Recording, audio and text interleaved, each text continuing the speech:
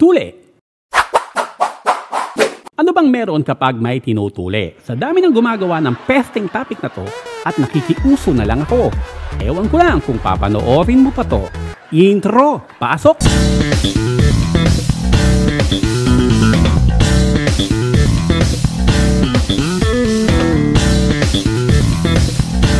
Ang promotor ng unang tuli na naganap noong panahon na di pa nauuso ang brief sa mundo. Kung anong kadahilanan? Yun ang hindi ko alam. Pero para sa akin, simple lang alam ko. Para di ka tawagin support ng mga kaibigan mo. Support! Support! Tuli na ako! Anyan ba kayo mga support ako? Pag natuli ka na daw, tatawid ka na daw dun sa tulay ng pagiging bata papunta sa pagiging Hokage.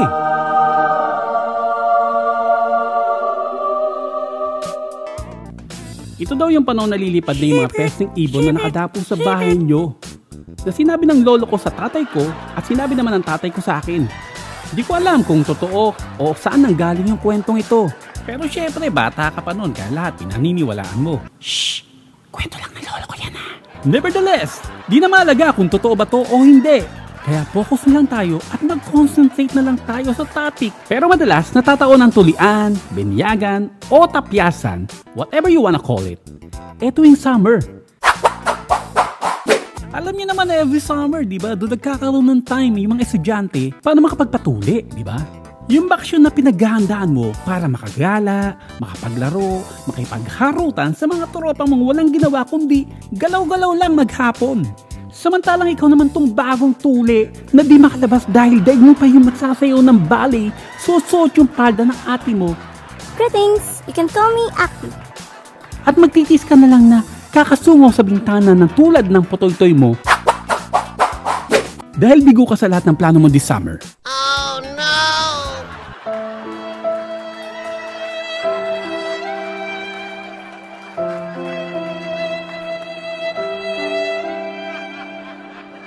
Ayos lang, kesa naman isang taong kang matoksong supot. Support! Support! Dahil sino ba naman ang gustong matawag na supot, di ba? O hayan, kaya lahat ng pwedeng alibay, ginagawa natin pag dumadating na yung panahon na babalatan na ang balat sa tinalupan. Tay, next year na lang ako magpapatuli. Parang may lagnat ako eh. Tsaka baka mabinat pa ako. Di ba kayo naawa sa akin? Love you. Ay, anong next year? Puro ka na lang next year. Yan din yung sinabi mo sa akin last year eh. Next year, hindi natatalab yung itak sa'yo. Sa kunat niyan, damuho ka. Ewan ko ba kung ano meron sa ating mga lalaki. Piling natin, si Junior ang sentro ng ating pagkatao. At gustong-gusto natin i-compare sa iba kung sino ba talaga ang may itinatago na dapat ipagmalaki. Tol. Look oh, kaya mo to?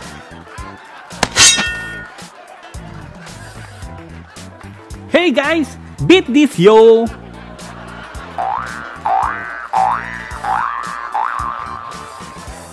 No match yan sa akin, boy. Ito ang panoorin mo.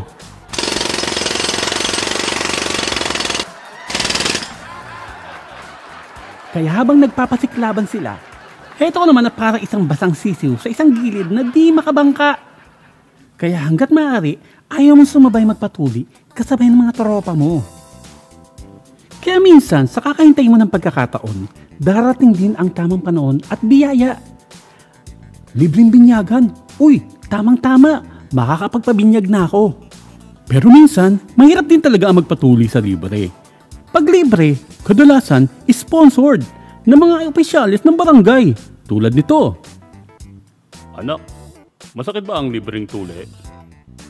Hindi naman po, tay. Bakit umiyak ka pa? Kasi po nilagyan po nila ng tattoo yung potoy-toy ko.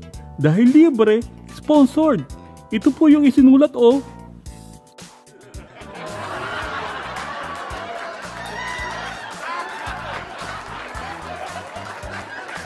Tulad nyo, isa rin siyempre ang ayaw natin. Yung malalaman ng iba na supot pa tayo. Hoy Momon, ipinagkakalat mo daw na supot pa daw ako? Hindi ah. Sabi ko lang malapit ka ng tuliin. Pero hindi ko naman sinasabing supot ka. Alam ko namang malilintikan ako sa'yo eh. Good! Kala ko binuko mo na ako eh. Pero dapat nating harapin ang dilubyo ng ating hinaharap. Wala tayong choice or else mananatili tayong nakakulong sa kulungan ng ibong supot. Supot! Supot! Kaya kailangan natin maging matapang tulad ni Andres Bonifacio. Si Andres Bonifacio na aputol ang ulo, hindi atakbo. Aputol ang kamay, hindi atakbo. Aputol ang paa, hindi atakbo.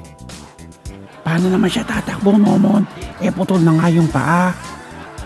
Bago sumapit ang 21 days, natural lang na hindi ka magkakatulog.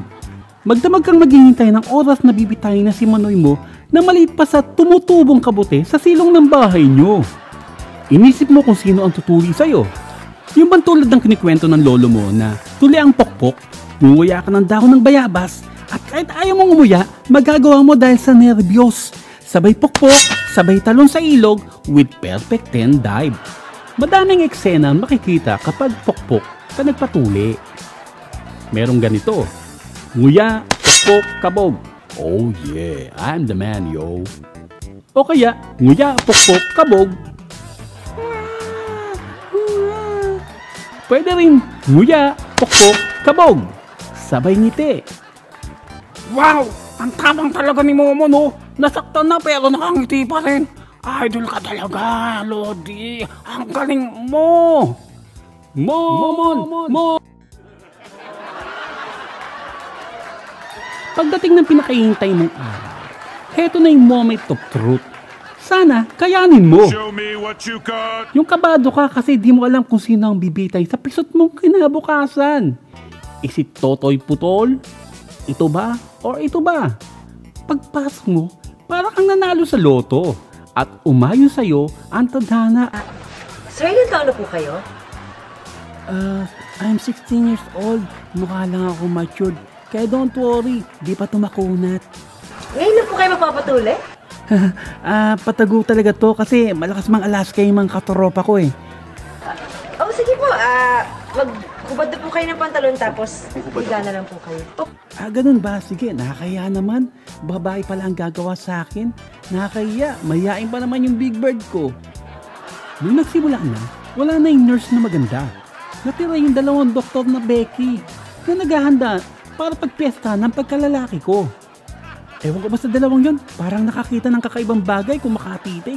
Habang sinusuro nila at hinihimay-himay si Manoy ko. Tapos, nag-uusap pa sila ng ganito. Alam mo kanina, nasa 7-Eleven ako. Bumili ako ng jumbo hotdog. Kaso wala silang jumbo hotdog. Meron daw sila mini hotdog. Ay, Ako naman, sa mini stop, bumili ako ng maliit na bote ng soft drinks at isang supot ng maliit na donut. Tapos sabi ko sa lalaking cashier, "Hoy, ba't kanya ka makatingin sa legs ko?" Sabi sa akin ba naman, kasi ang ganda daw ng mini skirt ko. Ay, Mga ating doktor, ako ba pinag-uusapan niyo? Hindi si Chunchun. Pagkatapos kang tuliin, uwi kang parang bagong nilalang. May bagong pag-asa, may bagong hinaharap na kinabukasan.